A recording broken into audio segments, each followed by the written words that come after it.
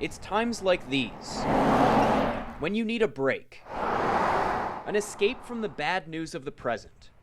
So step in to reminisce. There's no one that doesn't like Mickey Mantle. Jerry Glenn is your guide Here's the Holy Grail. to reliving the rich history of baseball through his library of memorabilia in Bluffton. There's Satchel Pages in here, all the greats. It was here, Comiskey Park in Southside Chicago, where Glenn fell in love with the sport And when you walked in there, oh, the grass was so green. and came face to face with his idol. 6 feet away from Ted Williams when he was on the on-deck circle, and he turned around and he winked at me. From there, he was hooked. Derek Jeter's high school card in Kalamazoo. Decades of card collecting and rubbing shoulders with sports greats followed.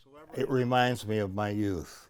And that's what collecting is all about. Yet one player dominates the scene. There's a lot of Bob Feller. Glenn cold called the legendary pitcher and asked him to sign memorabilia at his store back in the 90s. And he says, get me an airline ticket and I'll be there. And just like that, the Hall of Famer Look at that. was in the Low Country. When I went to shake hands with him, I could not believe it. His hands were twice the size of mine. A guy that seemed larger than life to Glenn growing up quickly became a pen pal. And I hope you and your teddy bears are doing very well. Sincerely, Bob.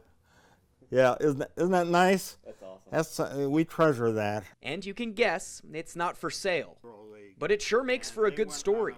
People come in and they want to reminisce. They enjoy hearing something they've never heard before. At 88 years old, Glenn seems to have all his bases covered. No matter where you're from, I have a story. And a piece of baseball folklore to back it up. Babe Ruth is in there. The current situation may take away some of our freedoms.